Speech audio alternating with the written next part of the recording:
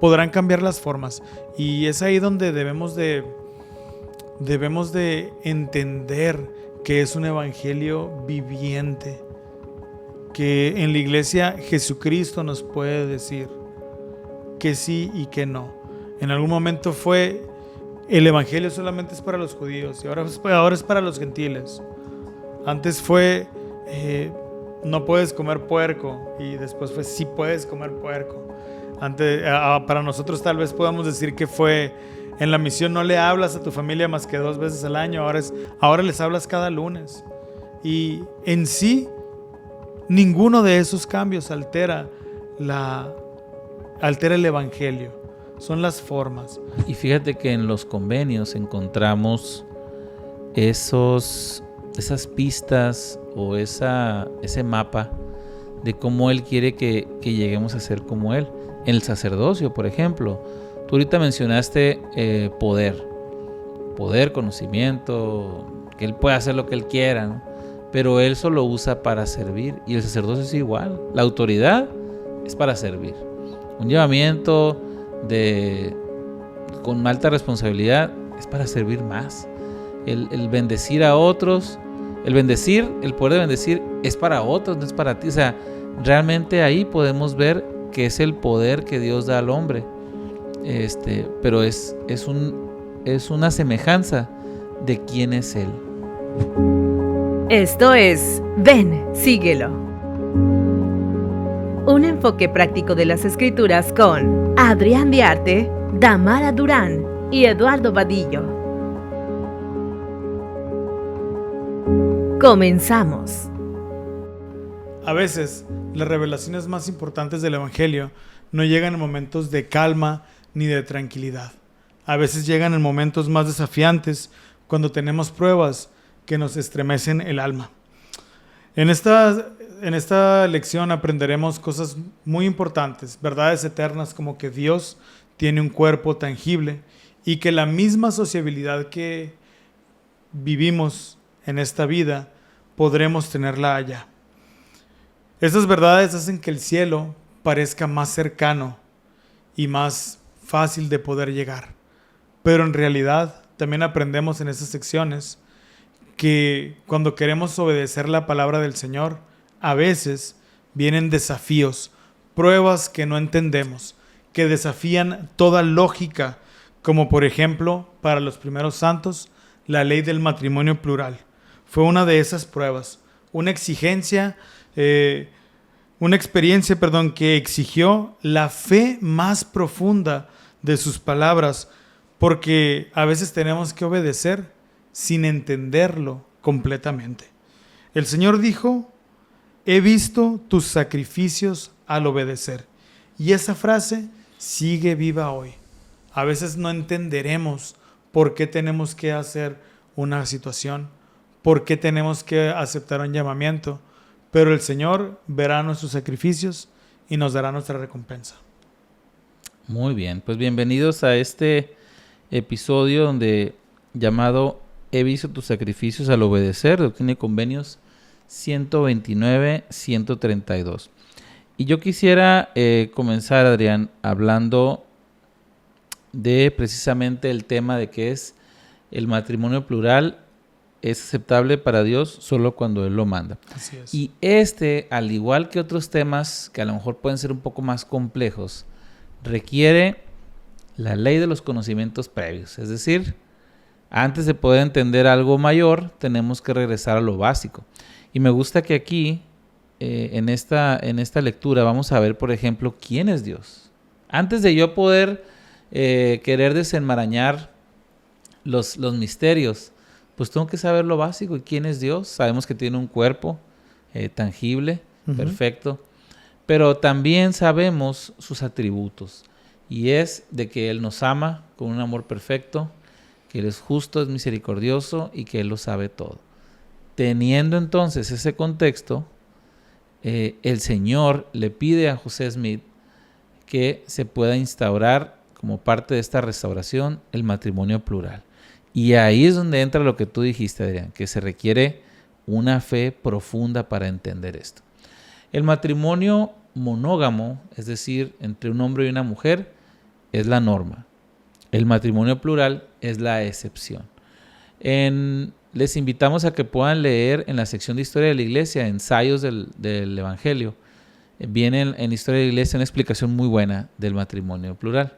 Y algo que dice ahí que me gusta es, yo creo que la primera pregunta, Adrián, sería ¿por qué? ¿Por qué el Señor pide esto tan complicado? ¿Y por qué pide el matrimonio plural? Y aquí en este ensayo viene algo, la verdad, vienen algunas razones muy interesantes que nunca había pensado. Por ejemplo, dice que el matrimonio cuando era el matrimonio plural, estaba al alcance de prácticamente cualquier persona que lo deseaba.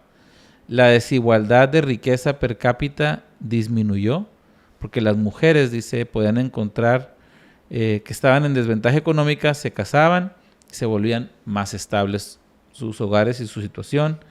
Aumentaron los matrimonios interraciales. Hay que recordar que venía gente de todos lados, ¿no? Y otras cosas más, ¿no? Pero lo principal de esto lo encontramos precisamente en Doctrina y Convenios 132:29. ¿Tú lo podrías leer? Sí, claro que sí. Doctrina y Convenios 132, el versículo 29.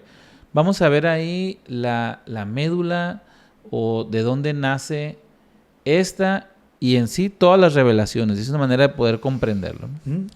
Abraham recibió todas las cosas, todo cuanto recibió por revelación y mandamiento, por mi palabra, dice el Señor, y él ha entrado en su exaltación y se sienta sobre su trono. Así es. Entonces, la raíz de todo esto es de que el Señor lo mandó. Ese debe ser la razón principal por la que debemos de aceptar esta práctica.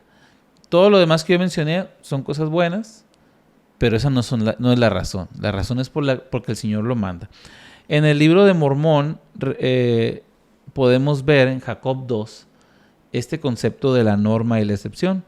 En Jacob 2:27 dice, pues entre vosotros ningún hombre tendrá sino una esposa, y concubina no tendrá ninguna, dice.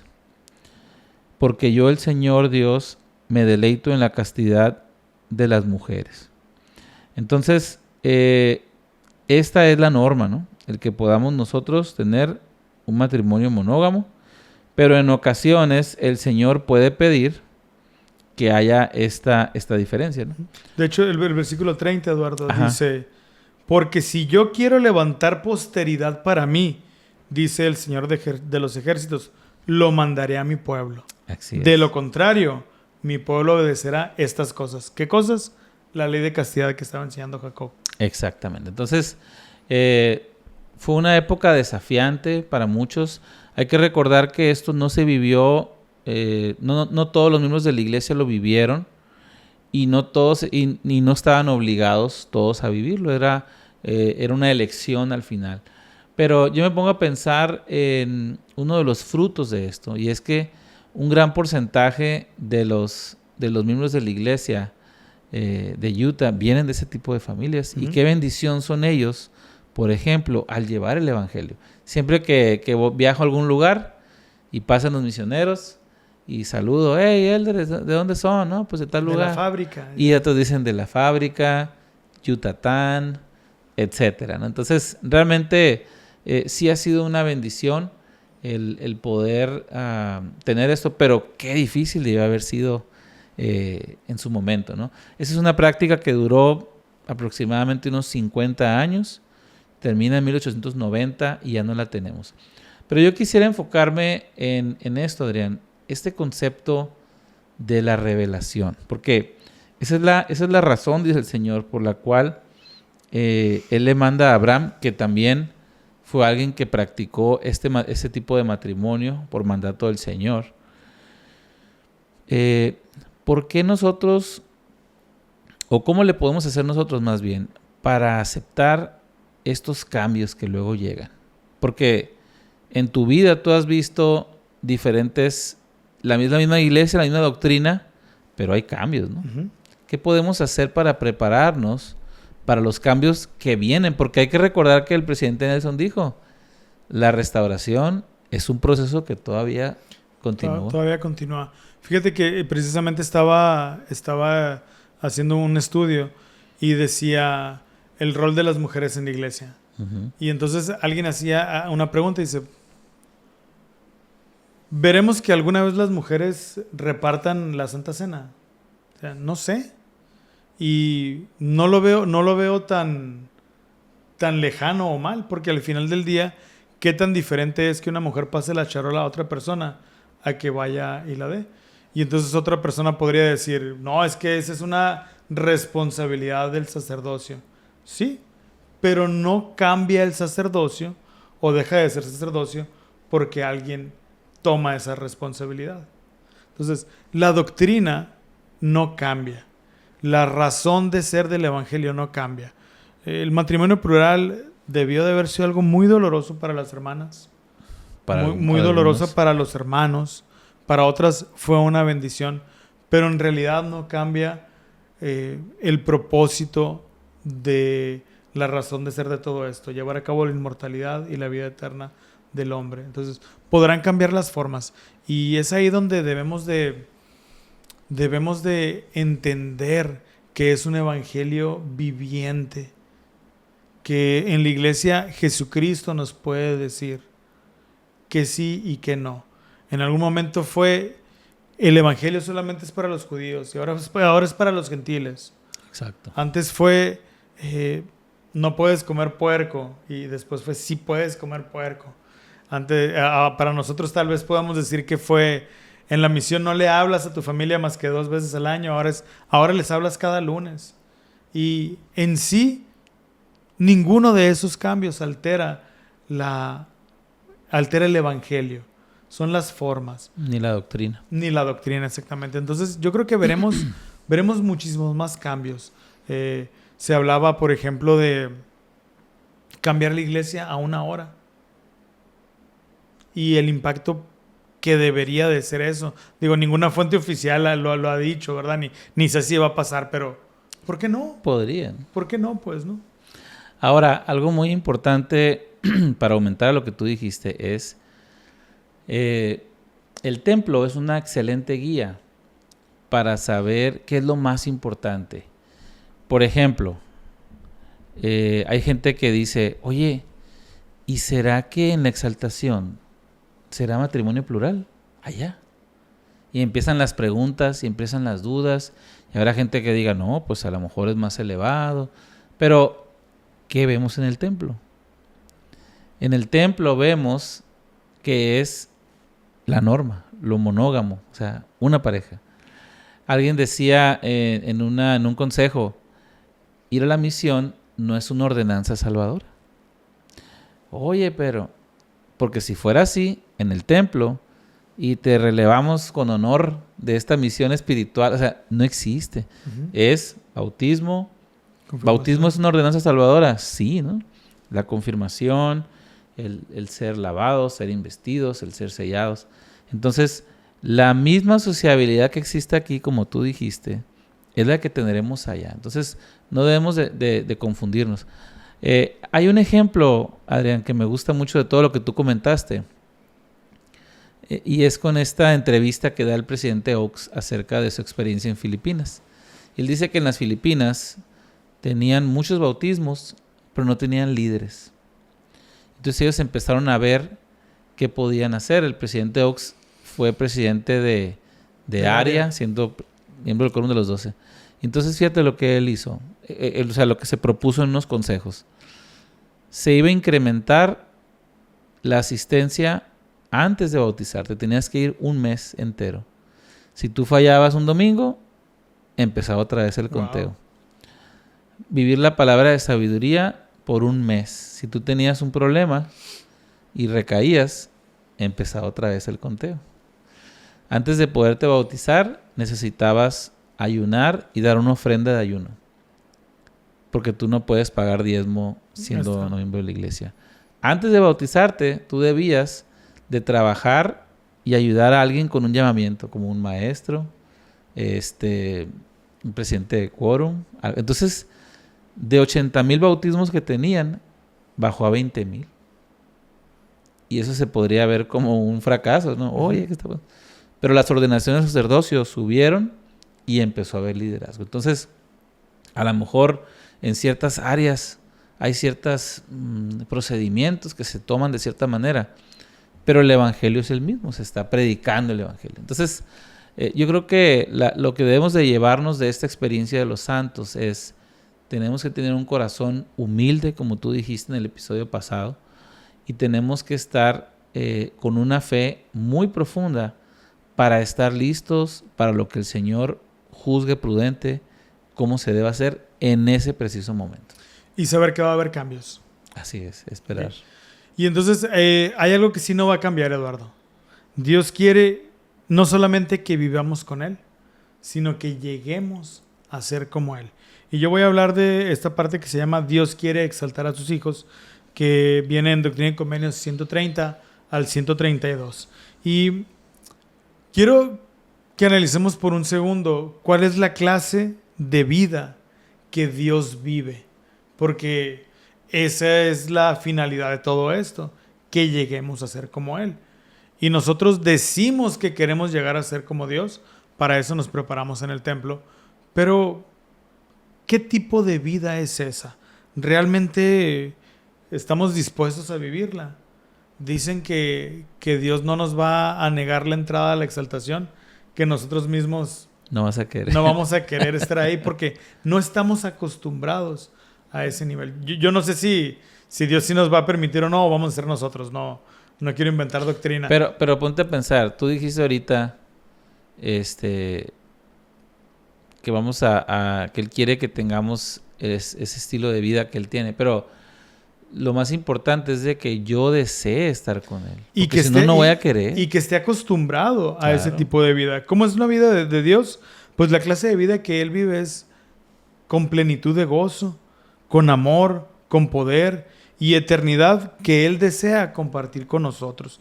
No hace nada para su propio engrandecimiento.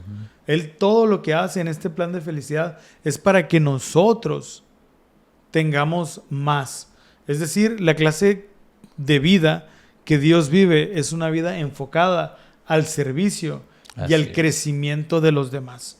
Pero seamos honestos, muchas veces nuestra vida, por la misma naturaleza de la vida que vivimos, se aleja a este tipo de cosas. Como si fuera demasiado grande la vida que Dios vive para nosotros. Sin embargo, Doctrina y Convenios del 130 al 132 nos muestra pequeños destellos de la grandeza, suficientes para hacernos saber que el cielo no es un misterio, sino una meta alcanzable para los que desean vivir esta vida con fidelidad.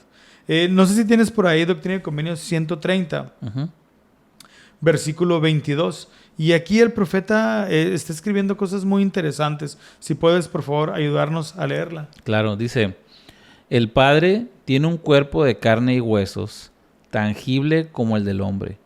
Así también el Hijo. Pero el Espíritu Santo no tiene un cuerpo de carne y huesos, sino es un personaje de espíritu. De no ser así, el Espíritu Santo no podría morar en nosotros. Y en estos versículos aprendemos verdades eternas que por siglos fue un misterio, que hoy en día en la actualidad la gente no alcanza a concebir estas verdades. Incluso la misma cristiandad. Sí. Y la identidad del Padre y del Hijo como dos personas en uno.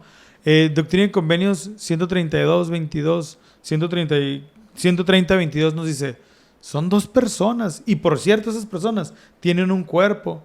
Y este cuerpo se toca, es tangible. Y entonces, para mí esto es una señal que el cielo no es un símbolo. No es algo que anda por ahí flotando o volando en el aire. El cielo es un lugar. Y está formada por seres reales, con cuerpos perfectos y glorificados, como el de nuestro Padre Celestial. Y esto, Eduardo, esto cambia todo.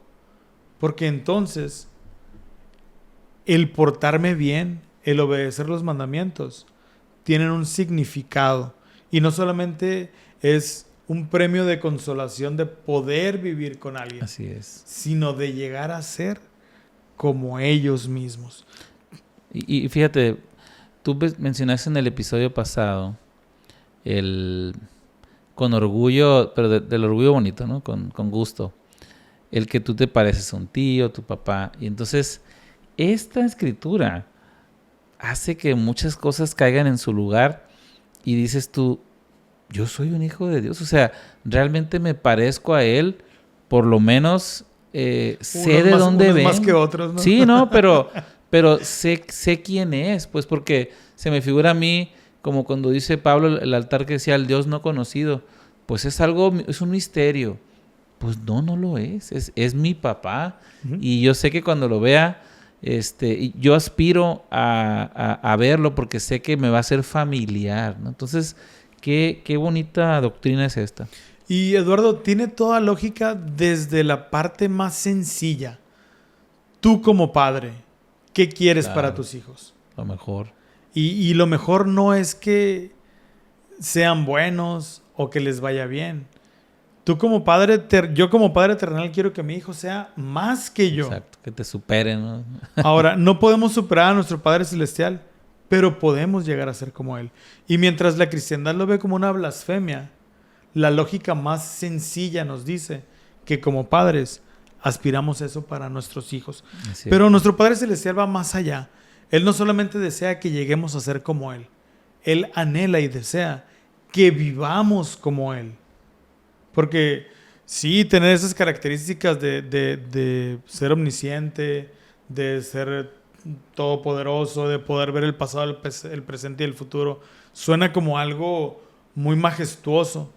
Pero todo eso nos va a servir únicamente si nosotros queremos realmente servir a los demás, tener esa tranquilidad, esa paz y esa vida de servicio. Entonces, pues bueno, el cielo no está tan distante, ni está ajeno a nuestras luchas, ni es algo ajeno completamente. El Señor entiende de cansancio, el Señor entiende de problemas, el Señor entiende de situaciones.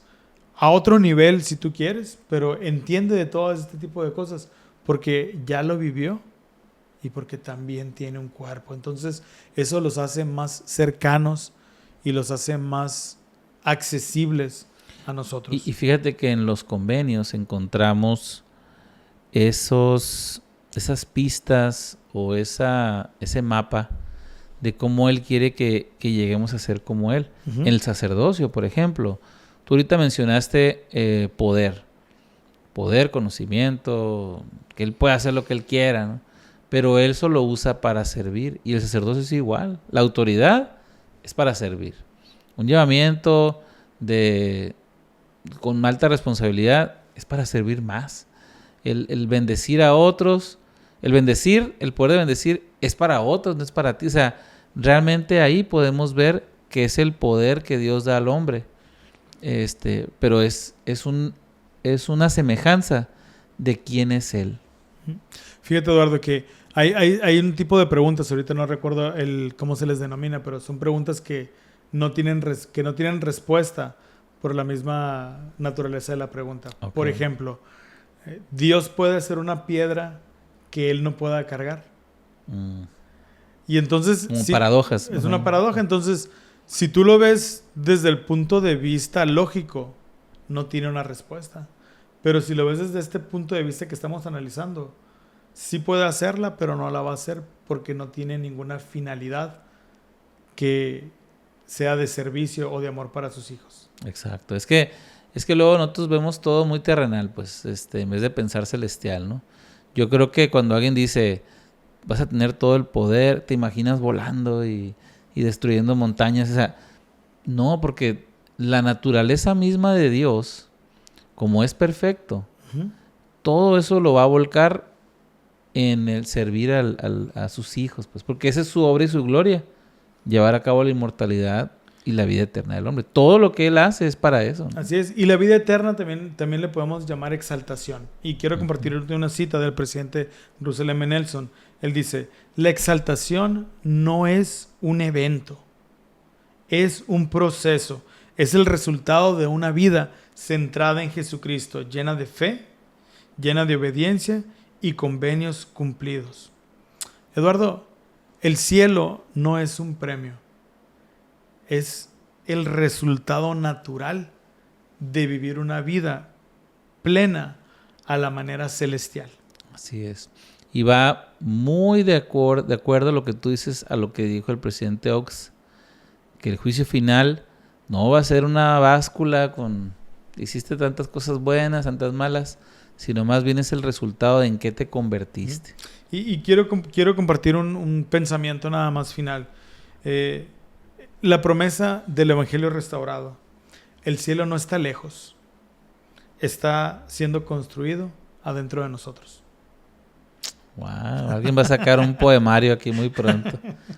Oye, en parte de este multiverso, ahora tú vas a escribir un libro. Ahora yo escribo poemas. Adelante. No, está muy bien. La verdad es de que ojalá que podamos volver a lo básico, recordar de dónde venimos, a dónde vamos y que podamos realmente agradecer que tenemos la doctrina que nos apunta al lugar correcto. Somos peregrinos en esta tierra, venimos de paso, pero lo que hagamos aquí tiene toda la importancia para lo que viene. Y la senda de los convenios es aparentemente una senda de felicidad, pero habrá momentos, como en el del matrimonio plural, que no lo entendamos, lo suframos, pero es parte del proceso. Así es. Y al final, el no entenderlo por el momento no quita que seremos bendecidos y podemos tener gozo aún a pesar de las dificultades que vivamos. Así es, pues muchísimas gracias por habernos acompañado el día de hoy con este análisis. Los invitamos a que podamos encontrar un enfoque práctico en nuestra vida, en acciones, en el diario vivir para poder aplicar ese tipo de cosas que Ven Sígueme nos enseña y nosotros pues analizamos aquí en Ven Síguelo. Eduardo, muchísimas gracias. Fiel a la tradición, ¿qué emoji podríamos poner aquí? Híjole. Unas manitas. Hay una carita que tiene una aureola. Bueno, ok, arriba, perfecto, ¿okay? Ahí está. Entonces, ¿qué les parece si unas manitas o una carita feliz con una aureola? Y pues, muchísimas gracias por habernos acompañado y nos vemos la próxima semana. Hasta luego. Esto fue Ven, Síguelo. Un enfoque práctico de las Escrituras con Eduardo Vadillo, Damara Durán y Adrián Diarte. Hasta la próxima.